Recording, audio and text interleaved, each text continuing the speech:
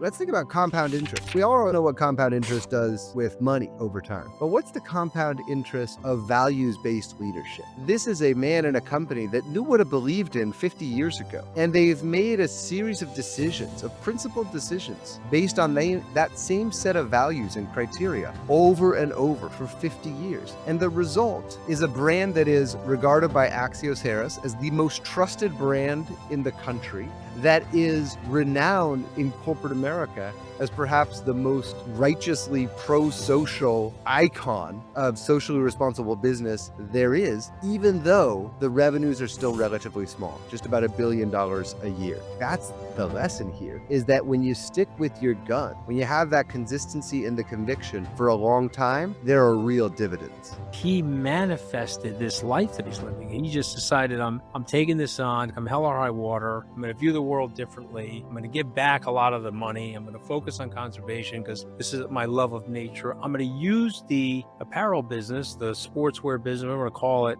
to fund and purposely fund my philosophy about how I think about the world and how I want to preserve the world. Welcome to Open Book. I am your host, Anthony Scaramucci. Joining me now is New York Times reporter, but also New York Times best-selling author, 𝗕cie. The title of the book, and what a masterpiece this book is. The title of the book is Dirtbag Billionaire. May somebody somewhere, some way, somehow, David, call me a dirtbag billionaire some way. But unfortunately, I'm only a billionaire in Zimbabwe. But anyway, the title of this book, Dirtbag Billionaire, how Yvon Chouinard, hopefully I got that right, how Yvon Chouinard built Patagonia, made a fortune, and gave it all away. Well, first of all, welcome back to Thank Open you. Book. Celebrated guest here. Your last book on Jack Welch was phenomenal, and I think sea-changing in terms of U.S. corporate culture and U.S. history. So congratulations on that. But what drew you to the Patagonia story and Yvon Chouinard in particular? Yeah, well, thank you so much for having me back, Anthony. Always a pleasure to chat with you. You know, as you know, I've been a business reporter for 20 plus years now. We've talked about plenty of stories over the years, and I've covered the good of business, but I've covered the bad of business. You know, I interviewed Bernie Madoff in prison. I covered Boeing after the 737 MAX crashes. But along the way, I also really endeavored to look for those narratives that showed how business could be a force for good. And I'm not sitting here saying Chouinard is perfect or that Patagonia is without its flaws. But as I think you will find when you get into the book, there's a narrative here that shows how one decision at a time, one episode at a time, a company can sort of wrestle with its own demons and try to forge a more constructive path through the wilds of late capitalism and try to make a positive impact in this world. And that to me is just as compelling as the bad news stories.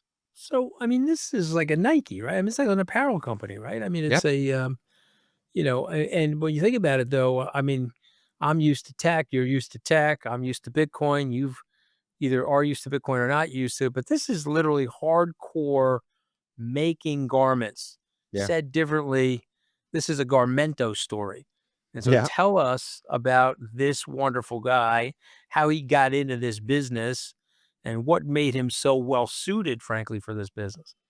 Yeah, and it's important to note at the outset here, this is not a guy who wanted to be a businessman. This is not some entrepreneur, a serial entrepreneur who went out and tried to make a company, let alone a fortune. He sort of stumbled his way into this. He was a rock climber as a young man, and then he became a blacksmith who started making his own rock climbing gear. He was good enough at it that other people wanted his gear. So all of a sudden he had this little climbing gear operation by the late 60s, early 70s. But then he makes this pivotal turn to clothing. And he very quickly realizes that more people are going to buy t-shirts than carabiners. And off to the races it is. Patagonia goes over the last 52 years from being a bootstrapped maker of sort of ill-fitting shorts and t-shirts and rain jackets to what is now a $1 billion+ revenue organization making all the stuff we know it for, black hole bags and baggy shorts and R1 fleeces and vests and all the rest of it. But it was really an accidental turn. He didn't set out to do it, but that's where he landed. Yeah, I've never met the guy. You've had access to the whole team. I don't know. He comes across likable. Is he likable to his staff though? Because he's a little erratic. Yeah, I mean, I think in the second sentence of the book, I describe him as cantankerous. Right. So, likable, I don't think is the first word people use. He can be Well, let charming. me tell you why I He say Yeah, likable. As an please. entrepreneur, I look at Mm, this SOB and I'm like, okay, I learn from this guy. I like his balls. I like his risk yeah, taking. big I time. like the edges of his personality, which are frankly going to make him successful. But then up against that is a little gnarliness. He's got some sharp elbows, David, right? Big time, big time, and I Yeah. think that there's an inherent contradiction in there, right? An inherent paradox between his sort of professed, love and affection for his staff. His own book was called "Let My People Go Surfing."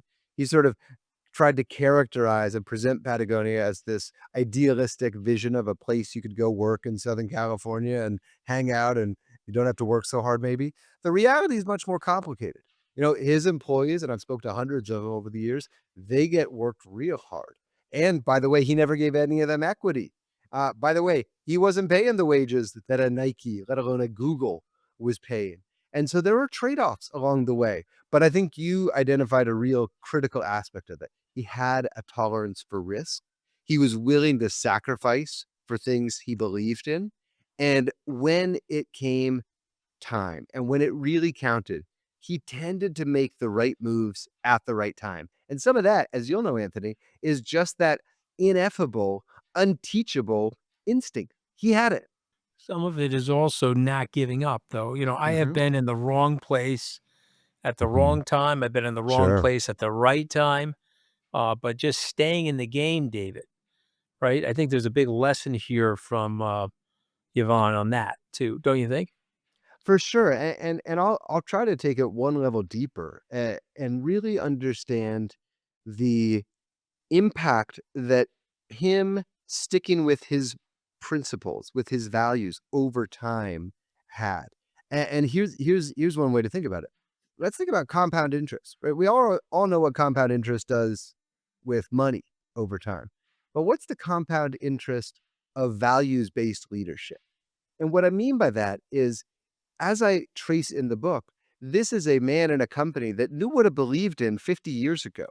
And they've made a series of decisions, of principled decisions, based on that same set of values and criteria over and over for 50 years. And the result is a brand that is regarded by Axios Harris as the most trusted brand in the country, that is renowned in corporate America as perhaps the most righteously pro-social, uh, you know, icon of socially responsible business there is, even though the revenues are still relatively small, just about $1 billion a year. And so I think that's the lesson here, is that when you stick with your guns, when you have that consistency and the conviction for a long time, there are real dividends.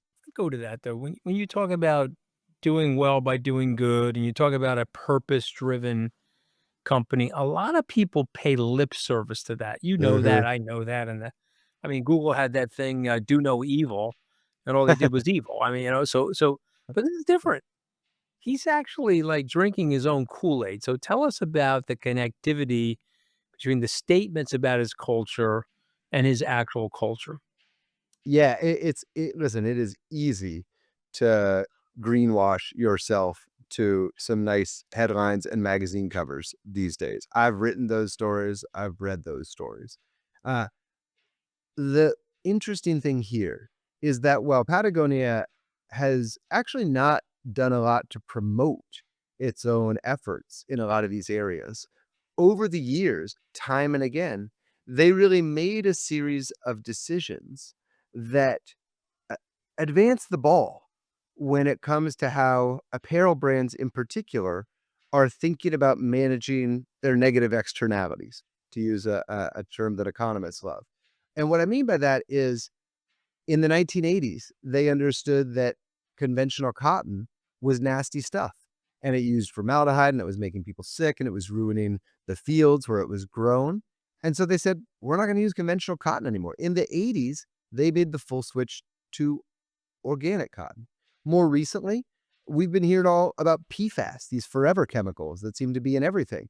Patagonia understood some years ago that they were using PFAS too, and they said, we're going to stop. And if we can't figure out a non-toxic replacement, we're going to stop making waterproof gear. It took them a long time, and there were fits and starts over the years, but they sort of finally figured it out. And now they're making non-toxic waterproof gear. Over and over, they've been confronted with their own shortcomings. And instead of sweeping it under the rug or kicking it down the road or issuing some Friday evening press release and trying to move on, they've tried to do the hard work to get a little incrementally better. Okay, so why are we calling this billionaire a dirtbag? Go. Dirtbag, to many people, they hear it, they think, oh, you must not like the guy, or it's a pejorative or a slur. No, Chouinard himself calls himself a dirtbag. He self-identifies as a dirtbag So because define what he and you in the mean. rock climbing community from which he came, dirtbag is a term of affection. It's a term Uh-huh. of endearment. It means someone who is so hardcore about climbing, so unenamored with material possessions that they are literally content to sleep in the dirt. And so let me just share with you, when Chouinard heard the title of this book, Dirtbag Billionaire, he was pissed off, not because of the word dirtbag, but because of the word billionaire, because he hates billionaires. It's the last thing he ever wanted to be known as. Let me ask that follow-up question.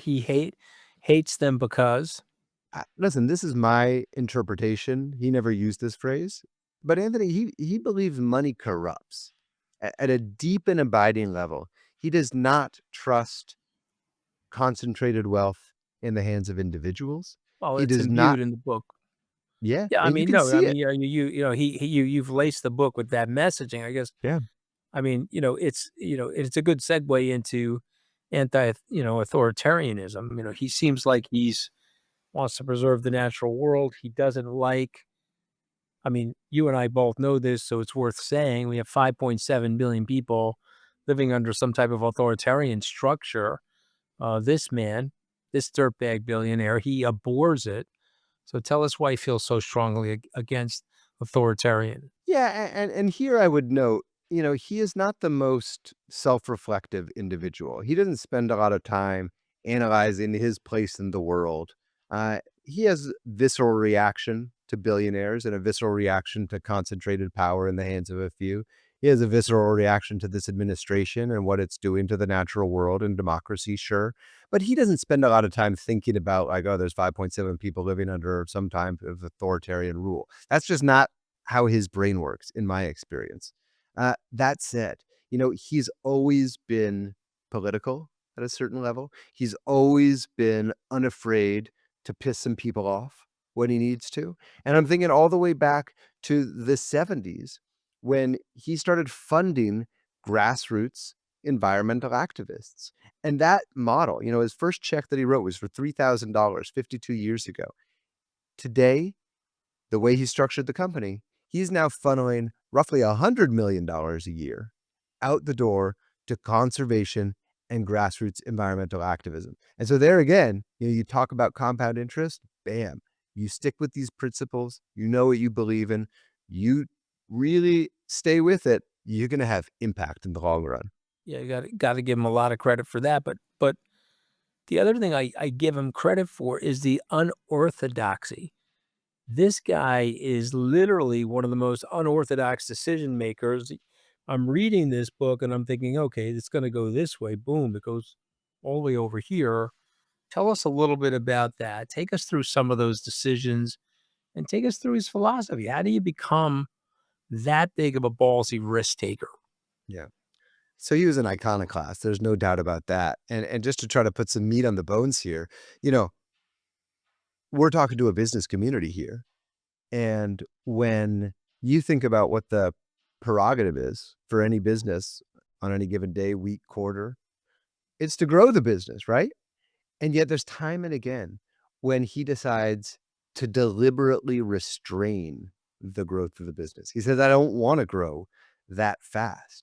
And so that I think is what we mean when we say he's like dodged when everyone else was weaving. He's gone this way when everyone else is going the other way. He has simply said he's not going to play by the same set of rules that everyone else is. And how do you get there? How do you become that kind of a risk taker? I would offer two things. One, I mean, he was, as you know, because you spent some time with the book, he was a crazy, crazy sportsman. I mean, this was a guy who almost died so many times in avalanches, in falls off cliffs, trapped in ice caves. I mean, this man has packed many lives into one lifetime. So some risk taking is just innate in that kind of life of adventure. But the other piece that I don't think we can ignore, let me just add this, is he had the freedom to take these kind of risks because he maintained control of the company, right? He never took outside investors. He didn't have a cap table. He didn't have some venture guys on the board breathing down his neck. He retained control, which let him take the kinds of risks he wanted to take. Tell me about a big one. Tell me about you did all this homework, had access to all these people. Tell me about a very big exogenous risk that could have been a game ender had it not worked out. That's great. I'm thinking back, I'm blanking on the exact year here, but I think it's 1992 or so. Um, they have some best-selling products, right? These are a couple products that are making up the lion's share of their revenues and profits. And he gets really dissatisfied with them. The quality isn't good, the materials aren't great, and he works with some new fabric developers to develop alternatives for both of these products. And they come up with good alternatives. And then he goes to his team and he says, all right before the biggest sales conference of the year, by the way, we're replacing all our two main products. And we have this new material that you've never heard of, but I promise you it's going to be better. They freaked out, right? His sales reps were going to have to go to all their retails, all their distributors and say, guys, sorry, the thing that you sell the most of, we don't carry it anymore, but we've got this new thing and we hope you like it. It was those kind of episodes over and over that he was willing to do and that tended to pay off. Listen, in that case, it worked. The new products were better, but it was not a given, right? And had it failed, it could have jeopardized the company.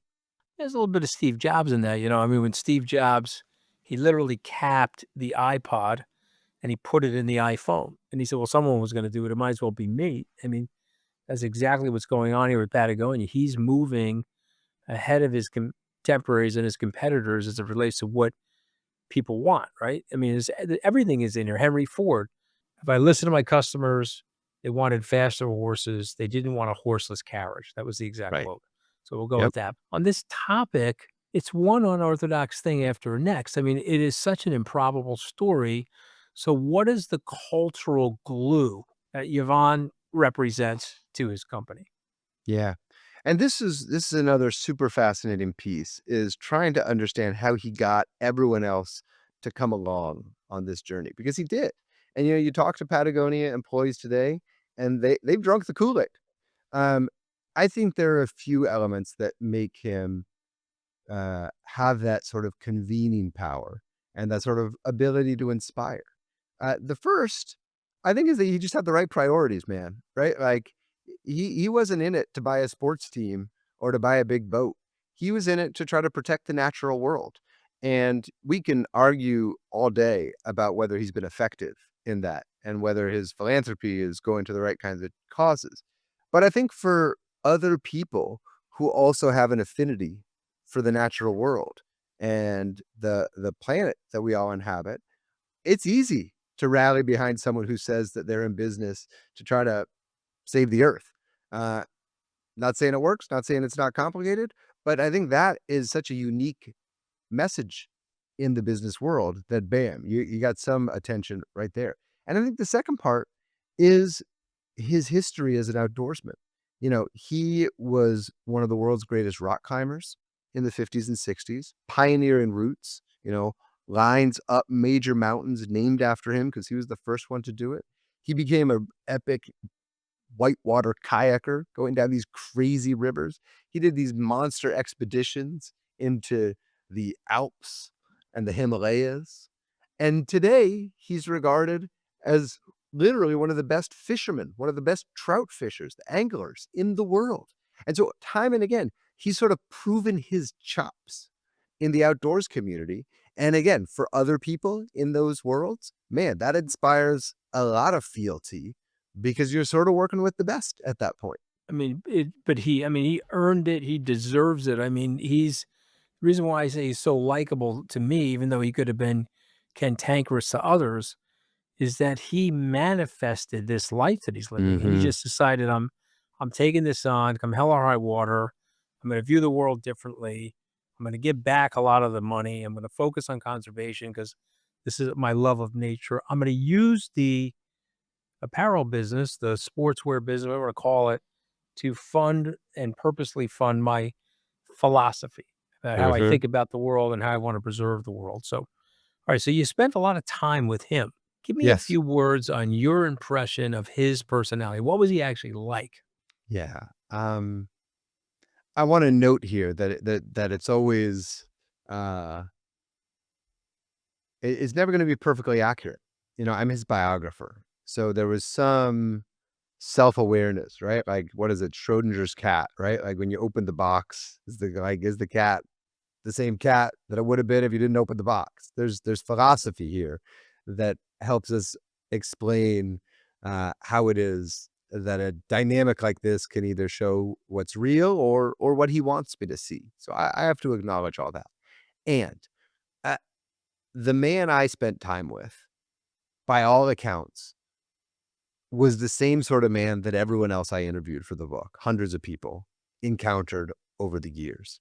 He cares about just a few things: being in nature, talking about nature, fishing.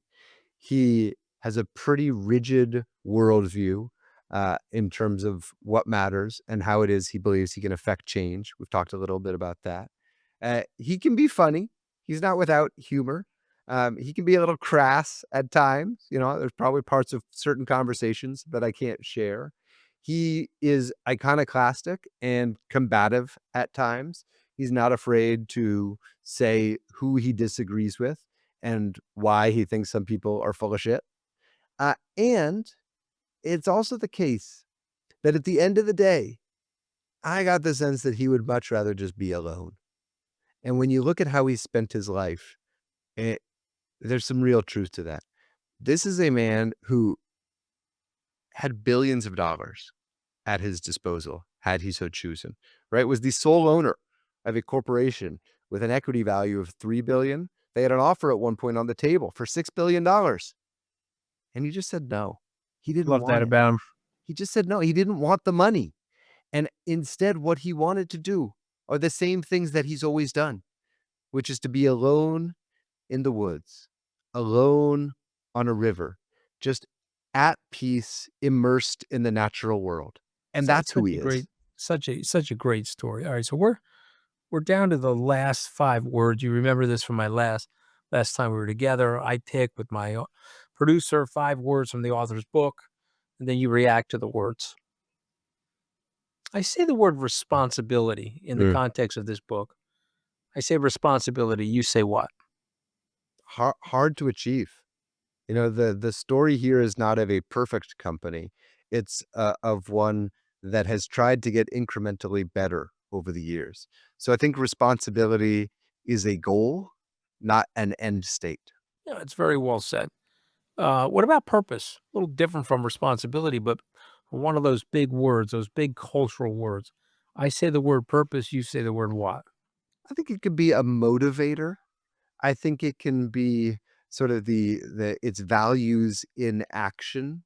Um, and I also think it's not enough, because what the team found out over and over is that they could put out a product that was a purpose-driven product, that was like the newest, most responsible piece of equipment they've ever built. And if the quality sucked, people wouldn't buy it. Yeah, So no question. purposes can be important, but it's not enough to sell a product. You know, we touched a little bit on this earlier, but and I don't want to get overly metaphysical, but when I say the word billionaire, you say what? It's complicated, right? Well, we see most Um, people hear dick, right? Right? Most people hear y dick. yeah, So but, what you do know, you what do you hear? you and I both know enough billionaires to know that they're not all dicks. No, and that's Um, the irony, the it's thing is like complicated. everything in life, I mean, I run into people, this is either a backhanded compliment or an unbelievable dig. I run into people, maybe on a subway tube with them, or I'm, traveling in I'm at the baggage claim at an airport. They're like, "Oh, you're way nicer than I thought you would be." I'm like, "Oh, I mean, maybe that's a compliment, maybe it isn't, right?" I don't hear dick, I hear Right. complexity. But It's the word complicated. billionaire, you give it to me. Well, I think that's where I started. It's complicated. You know, billionaires have the potential to do a whole lot of good in the world, and we can point to plenty of those. And I would argue that Chouinard, although he's no longer technically a billionaire, is one of those people that has tried to put his personal wealth toward causes greater than himself. And you can point to plenty of others who have done similarly generous things with their money. And then you can point to billionaires who are selfish and materialistic and taking advantage of people. And in the same way that folks like Chouinard have the ability to have an outsized influence on the causes they care about because they were billionaires at one point, so too do more nefarious billionaires have the opportunity to have an outsized deleterious impact on society at large? And I don't think I need to go down the list of examples that are populating my head right now. Well said. Patagonia. Hey, when you say that, obviously the company comes to mind, but I will remind everyone that it is a region in South America. And it's a place where I had the opportunity to visit with Chouinard during my reporting of this book. And Patagonia, if you ever have the opportunity to go, go. It is a profound experience to be in the nature that is encompassed in this region, which stretches from Argentina down through Chile to the tip of South America. And I cannot tell you how incredibly moving it is to behold those mountains and those glaciers and the rivers and the fields. It is untouched planet Earth in a way that is getting harder and harder to find. Yeah. I mean, when I hear Patagonia, I think of that area in Argentina, but I do think of this brand and I do think of the exceptional quality of the brand. And I will say this to you, David, I want to get you to react to it. I do believe the names matter. Apple matters. Nike matters, meaning if it was named Junkie as opposed to Nike, probably wouldn't have done as well. Right. If it was named Eggplant as opposed to Apple, which is coming from the tree of life in Genesis in the Bible, Yeah. probably doesn't do as well. Am I wrong on that? No, and you're right, and you're touching on another important truth here, which is that Chenard always had a real knack for branding. He just had a gift for it. And in 1973, when he needed a name for the clothing company, he seized on Patagonia. He had just been there a few years earlier with some of his friends on this epic expedition. They got trapped in an ice cave. They almost died. They summited this crazy mountain. That mountain becomes the inspiration for the logo. And Patagonia is one of these words like Shangri-La that conjures up this sense of like a sort of a remote magical place. But it was more than that. Patagonia was also a region that he wanted to make clothes that were strong enough to stand up to the elements in No, that and harsh environment. he did all of that and more. Okay, last word, and then I give you the last word. Yvon Chouinard. You know, I first and foremost think of this man in the natural world. Like when I close my eyes and imagine him, he's not behind a desk. He's fishing. He's walking in the woods. He's climbing. And so I think of him as an outdoorsman as much as I think of him as an entrepreneur. Well, I mean, this is a phenomenal interview, even better book. I loved it, David. So the title of Thank the you. book is Dirtbag Billionaire: How Yvon Chouinard Built Patagonia, Made a Fortune, and Gave It All Away. But there's so much in this book about culture and resilience and management decision making and sticking to the roots of value and customer and quality and all this other stuff. But the legendary David 𝗕elle, thank you so much for joining us on Open Book. Always a pleasure, Anthony. Thanks for having me.